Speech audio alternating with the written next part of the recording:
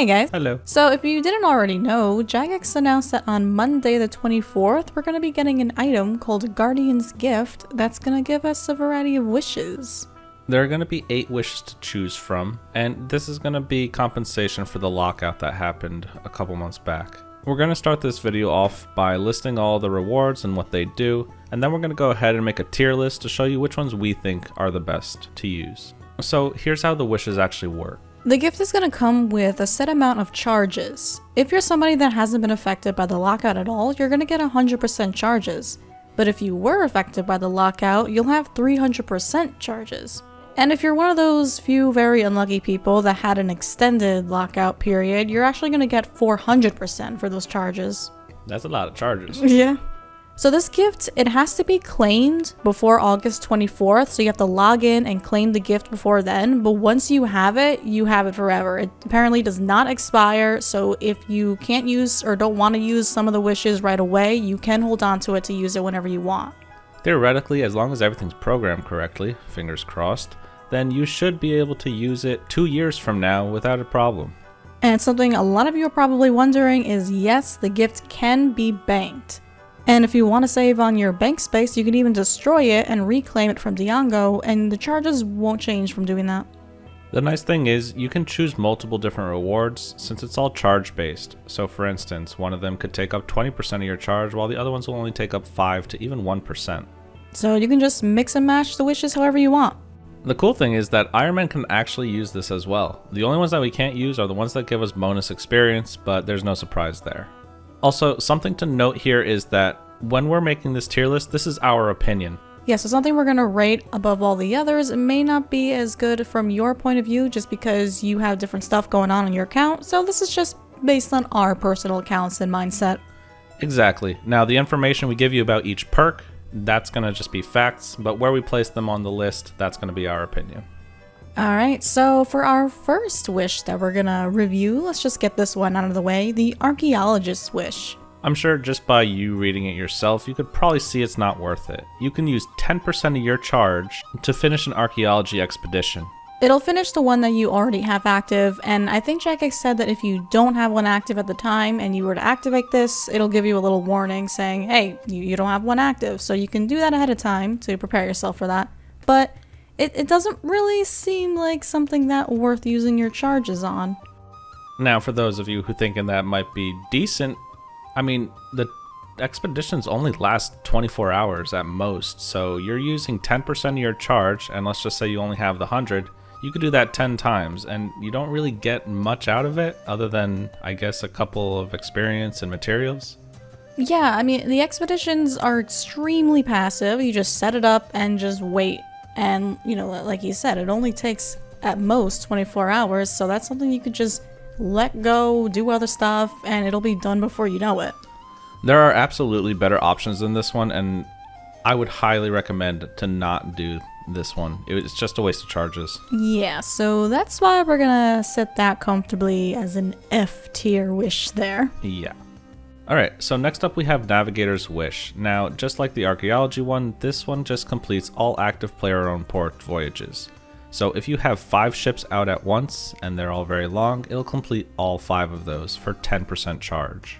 The only thing about this though is that it does not guarantee a successful voyage. So if you send all of your ships out there and complete them, don't expect them to all be successful. You're still going to make sure that you're maximizing their success chance in order to get the most out of this wish. So this wish can be good to speed up your port progress, especially if you're trying to do some of those really long voyages, but once again, the ports are very passive, like with the archaeology expeditions, and you can just wait for them to finish on their own. So because these will instantly complete the voyages, this can be good to speed up your port progress, since whether they succeed or fail, sending out voyages will help progress your port, but I think the other one that's going to be coming up later will be better for your ports in the end. For that reason, we're going to go ahead and set this one over at the D tier. Yeah, you can still get some uses out of it, especially if you're trying to do completionist, but there are better ones overall in the end. Now let's take a look at Wranglers Wish. So this one also uses 10% of your charges, and it focuses on player-owned farms. This one is pretty basic. Once you activate it, you'll choose a pen that you have active, whether it's on your dinosaur farm or the one in Ardoin, and you'll instantly produce at least one baby or egg. And then once that happens, the breeding cycle will be completed and you'll actually have a chance to get another baby afterwards. The only benefit I could see from this is for Ironmen to try and get another pair, but it's not going to guarantee that it's going to be the opposite sex, so it's still going to be a 50-50 chance on getting the one that you actually want. This could be very useful for getting high level creatures like dragons, since the drop rate is very low and they do take a while to kill, but other than that I don't really see a practical use, since you could pretty much mass kill yaks, spiders, chinchompas, and get them pretty easily. We don't 100% know if it works like this, that you can just have one animal in the farm and then you can choose that and have it breed. We don't know if you need an actual pair to have it do that. But since it doesn't say you need a pair, we're gonna go off the assumption that you can just have one animal for that wish to work. Unfortunately, there's no way for us to check, so we're just gonna have to wait and see when the wish is actually active. But if we are going based off of that assumption, then we would say this would be a C tier wish specifically for Ironmen, just because it would be harder for them to get those animals, so it would be very helpful for them with that. Off of Ironmen though, I think I would say it's probably an F tier. Yeah, when you're a main account, you can literally just buy them, so I really wouldn't waste a wish on this, considering they're really not that expensive to get. Next up, we have the Wranglers Wish. Now, we're going to break this down into 3 categories, since you could be a monthly, a weekly, or a daily. Yeah, and each of them have their own specific charge uses. So monthly uses 20%, weekly will use 5%, and daily will use 1% charge. For all of these, after you pick the type that you want, you'll have the option to choose which specific D&D you want to reset. Now for the monthlies, those can be pretty good to do, especially for the giant oyster, since you can get a lot of nice stuff from that, like dyes or 3rd age gear. But the charge cost of that kind of makes it seem not as worth it, because it is pretty expensive with 20% charge cost. Personally, for the charge rate use on it, it doesn't really seem as worth it as if you were doing a weekly or a daily, since those will give you pretty much equivalent amount of experience if you were to use the same amount of charges. Not only that, but you can just get the rewards from, say, if you were to use it on the oyster, you can get that just by doing clue scrolls on your own. So because of that, we're going to set that as D tier, since it is kind of high of a charge rate, and it's not as useful as some of the other ones. But definitely not as useless as the archaeologist one. Oh yeah. Now the weeklies, they kind of fall in the same category, where it's nice, but it might be a little bit too expensive for what it gives you. For example, if you were to do Tears of Guthix, you'd probably get around like 30 to 40k experience, which doesn't really seem worth it for 5% charge. Yeah, I mean, in hindsight, 5% doesn't really seem like a lot of charge, but for what it gives you, it just seems like you can probably put that charge towards other better things. So because of that, we're going to put that at the same tier as the monthlies at D. Next up, we have dailies costing 1% charge. 1% charge, if you have 100%, that means you can use that 100 times on dailies. So theoretically, you could do Guthix Cache 24 times a day. Even being able to do the Phoenix Lair multiple times a day could be very nice if you're hunting for that pet. And since a lot of you probably don't like dungeoneering as well, that'd be pretty useful for sinkholes. So because it is so cheap and you can get a lot of great uses out of that, we're going to put it at A tier. The Inventors Wish. Now this one is a little pricey, using up 20% of your charges, but I feel like it's worth that charge rate. This will give you a free gizmo shell, which can be turned into whatever gizmo type you want. And if you've unlocked the ancient gizmos, you'll have those instead of the normal ones. Once you pick the shell that you have, you could put any material that you want inside of that gizmo to get whatever type of perk you want. The perks still only have a chance of being created, just as if you were to do it normally, but everything is free. All you have to do is have unlocked and research the component, and you can just use it however much you want to get the combination you want to do for the perk. For example, if you want the Biting 4 perk, then you're going to need to have the invention level to be able to use noxious components, otherwise you're not going to be allowed to do so. But luckily, since you can save these wishes for as long as you want, you don't have to rush to high invention level just to unlock the perks that you want.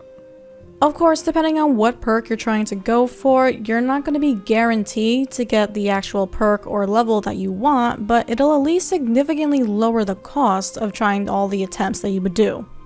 For example, if you did want Biting 4 like I mentioned earlier, that would cost you around 400 mil, which is a lot of money to be using on a perk, but as long as you pick the correct combination, you can get it for free. Using this wish will definitely save you hundreds of mils if you're trying to get some of those more expensive and rare perks. Exactly, like if you're going for the Aftershock and Equilibrium perk, that's not guaranteed, so this is a good time to try and get that. Even though it's a high charge cost compared to all the others at 20%, we think that this one is really worth it, and we're going to set that at S tier. I know for a fact that I'm going to be using all my charges on this one. Oh yeah, me too. But I know there is still a lot of people out there who already have their best in slot perks and they don't need something like this. So obviously this might not be S tier for you. You might want to do something like the dailies more or something else. But for us, we think that this is definitely the best wish that we would want to do. Next up, we have the Warriors Wish. For 10% charge rate, you're going to get 1 Aura Refresh, 1 Life Refresh, a Soul Reaper Refresh, and an Item Protection Contract. The Aura and Life Refresh seem like they're probably not the best thing to get out of this since you can easily buy them from War and War's Retreat, but the Daily Reaper Task reset, that seems like it will be pretty good because you can just keep using that to get a whole bunch of Reaper tasks and a lot of Reaper points in the end. Also, if you have very high death cost, the Item Protection Contract could be very good as well. Just be aware that if you're a hardcore Ironman and you die, even with that contract, that does not protect you from losing your status. Yeah, all it does is it's a free death. It doesn't save you from death.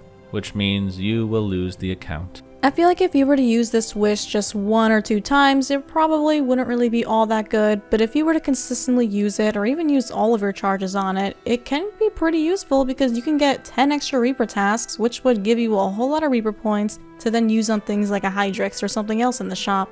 If you're hunting for all the Reaper rewards, then this will be a pretty decent one to get. Yeah, because since you're normally limited to just 1 Reaper task a day, that'll definitely speed up that process. We feel that this should be set up as an A tier because it is very good for hunting down the Soul Reaper points, as well as saving some money on death costs if it's very high. So now let's take a look at the Entrepreneur's Wish, which also uses 10% charge. This one has a lot of stuff going for it, but all in all, it's good for player-owned farms and ports. So activating this will give you a bunch of reroll items for your animals or ports, along with some other useful items like the port resource crates and an ARC contract reset. The gender reroll scroll is something new, and that's going to be really nice if you have 2 animals that would make a great pair because of the traits, but you can't because they're both male or both female. This gender reroll is actually extremely useful for Ironmen if you're trying to get an opposite gender animal. The reason being is it could sometimes be very difficult. I know when I was farming spiders on my Ironman, I got 7 female before I got a single male. So this will definitely save you some time on a very RNG grind.